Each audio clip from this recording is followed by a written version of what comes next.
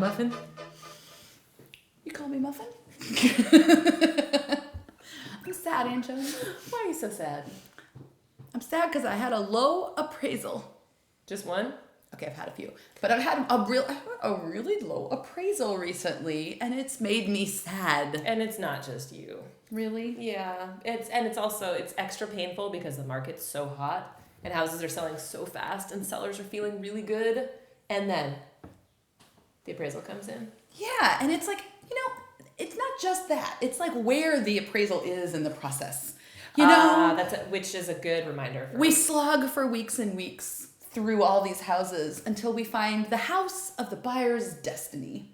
And then we make the offer and we negotiate and we And sometimes it's hard negotiations. Yeah, because, the seller, of course, thinks it's worth a lot and the buyer wants to get a deal and, we finally get to the price. We look at comps. There might even be multiple offers. Yeah. Which then it really blows your socks off when there's a low appraisal, right? And nobody expects that because everybody's fighting over the house and you feel great. Buyer and seller feel good because we got this deal together on the house and you negotiated through inspection. Right? Well, and that's the other thing is you spend the money. Yeah, that's a great point. To get a home inspection, and that goes pretty well. So you get a sewer inspection, and everybody's like, great, everybody's feeling good. We've negotiated the inspection, order the appraisal. And then you spend $500 on an appraisal. And you wait for it because those guys, they're not in any hurry. They're busy. 7 to 10 days at best. And it comes in, and it's low, and it is brutal. And it's like, did you even look at the comps? Did you even look at them? Because I sent them over. But this is definitely a hazard of the market moving up right now because sometimes values are not keeping pace. So there's not other, by saying that, I mean, there's not other closed sales in the vicinity of the home that you're purchasing that an appraiser can use for comparable values. Let's talk about how they choose comparables. Great. So quick definition of terms because these often get confused. Yeah. So there's an appraisal, which the lender has to protect them. There's an inspection, which the buyer pays for, and that's really to protect them. And there is the assessed value, which is the county's definition of value on the property, and that's what they use to levy the taxes there. So often those terms are used interchangeably. You totally forgot market value. Oh, and most importantly, market value. And that's what realtors use to determine, it's really determined by the buyer. Right. The demand for the property dictates the price. So a lot of times those terms are used interchangeably, and in reality they have different application, and more importantly, the value of those varies from the individuals involved in the transaction. So what an appraiser uses to determine the appraised value of a house, they're looking for comparables. So when you hear that term comparables, how are they determining those? They want to, ideally, they're looking at something that has sold within the last 3 months. So when your neighbor's house sold a year ago, they want nothing to do with it. Yep, doesn't matter. They are looking for similar architecture, which can be a little bit of a challenge in Tacoma. Yep. I once had a new construction house off of South Melrose that we had an appraisal issue with because they were trying to find another new construction house within 2 miles, and they couldn't find one. There just wasn't one. That's all old houses there. Yep. So similar architecture. And year built, typically, yeah. Yeah, and then similar square footage and lot size. Mm-hmm.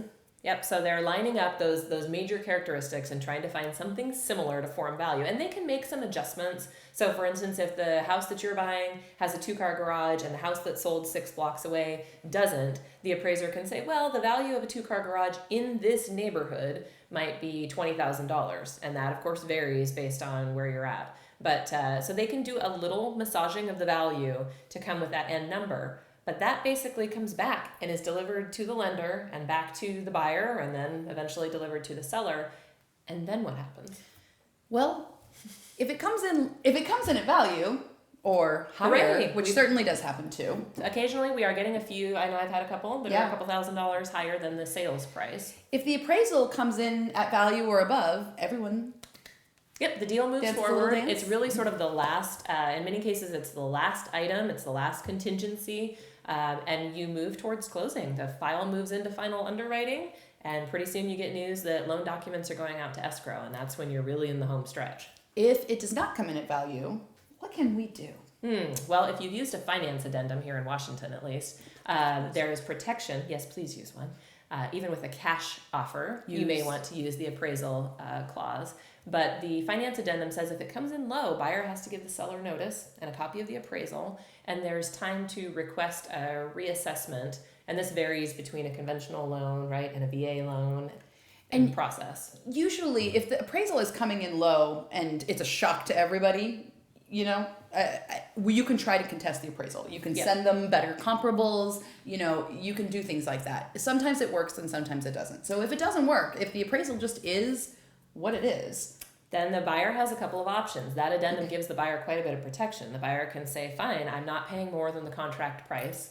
It didn't appraise for that, and so I'm moving on and I get my earnest money back. And that's a bummer for everyone. Another option would be for the seller to drop the price all the way down to the appraised price. Sellers love this. Yes, I mean you're really on two sides, and that's particularly hard. So if you're a seller and a property sold right away or it had multiple offers, imagine how hard it is for them to accept the notion that no, it's not actually worth that number. Because market value says it is worth that number, but the appraised value, even we do it, the appraised value said it wasn't. And so there's a little bit of a conflict there. And it's really hard on the buyers. In many cases, they want the property and they want it to go through. So the buyer then has a third option, which is to bring the cash needed to close the difference. And sometimes people have that ability and sometimes they don't.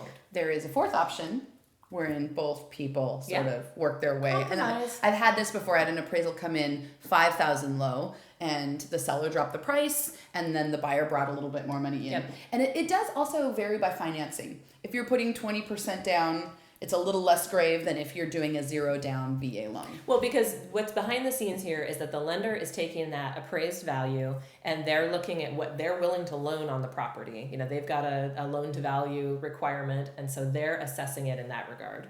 And that's why it's so important. But just keep in mind that you're not done negotiating when you got the house under contract. And so you've got your deal there, you've got inspection negotiations typically in our market, and then sometimes you've got to negotiate over the appraisal too. So it's important to be informed as to what that is and what implications it has for your transaction.